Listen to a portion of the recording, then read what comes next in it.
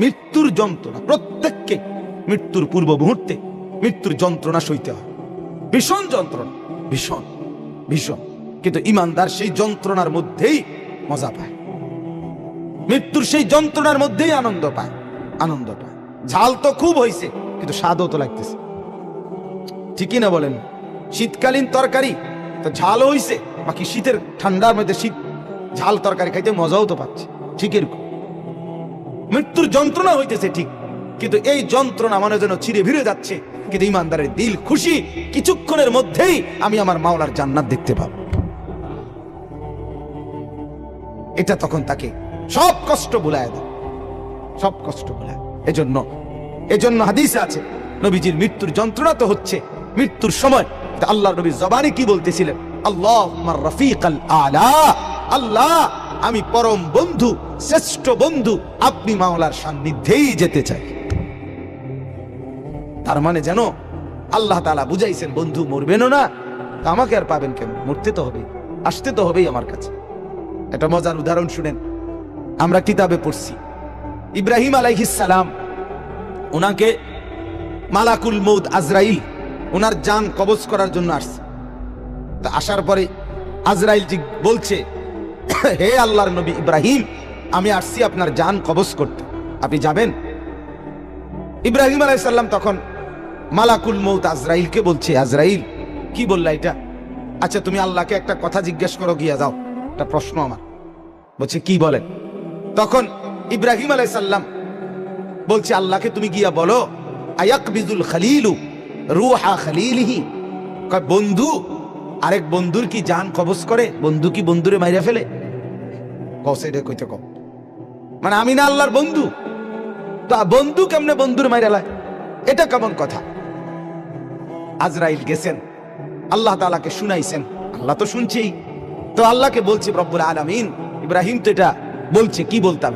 তো আল্লাহ তাআলা ফেরত আরেকটা কথা বলছে যে, আজরাইল তুমি গিয়ে এটা বলো ইব্রাহিমকে। এবার দেখো কি কয়। আজরাইল আসছে, আইসা বলতেছে, আল্লাহ বলছে আপনাকে জবাবে, আয়াকরাহুল খলিলু লিকা খলিলিহি, বন্ধু কি বন্ধুর সাক্ষাৎ পেতে চায় না? বন্ধু কি বন্ধুর মোলাকাত পছন্দ করছে না? বন্ধুর সাক্ষাতে যাবেন না? ইব্রাহিম আলাইহিস সালাম সাথে সাথে বুঝে ফেলছে, হায় এটা তো আসলে মৃত্যু না, এটা তো আমারে মেরে ফেলা না, এটা তো আমার রূহ কবজ না, বরং আমাকে তো আমার মাওলার সাথে মিলায়া দেওয়া।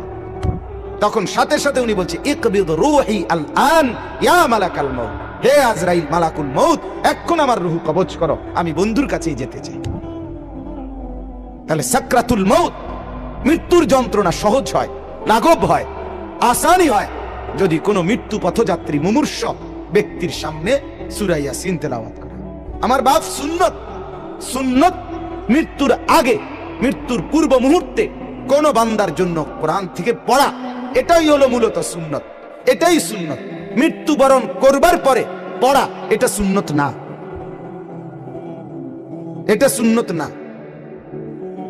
মৃত্যুবরণ করার আগে পড়া সুন্নত। এরপরে বলে তো কখনোই পড়া না, না, সেটা হলো স্বাভাবিকভাবে আমার আব্বার জন্য আমি দোয়া করব, তার জন্য কোরআনুল কারীম পড়ে পড়ে দোয়া করা, সেটা তো হলো সব সময়ের আমল আমার।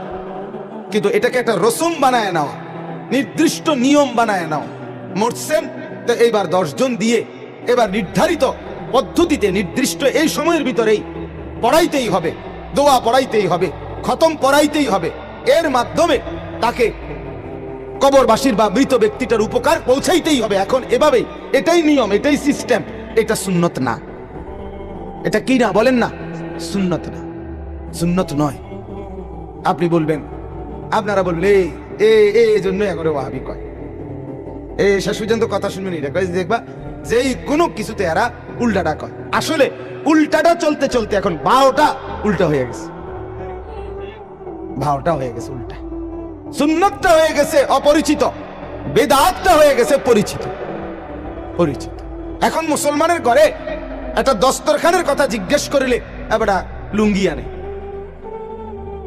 কি লুঙ্গি একটা আইনা বিছায় দেয়, গামছা বিছায় দেয়, অথবা সাদ্দুর কয় হুজুর এটাই সারব, সারি বলে এত কথা না। তুমি যে জানো না বেটা মুসলমান, এটা না বড় কথা, দুঃখের কথা। তুমি তোমার রসুলের এতটুকু পরিচয়ও তোমার মধ্যে নাই, এতটুকু পরিচয় নেই। ঘরের 6 জন মানুষ, একটা মেসওয়াক নাই কারো, তুমি রসুল থেকে কতটা দূরে। এজন্য বাপ, সুন্নতের মধ্যেই বরকত, সুন্নতের মধ্যেই বরকত। একটি যেই কোনো, এটা যৌক্তিক নিয়ম হলো, যেই কোনো অঞ্চলে, যেই কোনো মানুষ, যে কোনো ঘরে, পরিবারে যদি দীর্ঘদিন দিন চর্চা না থাকে, তখন সে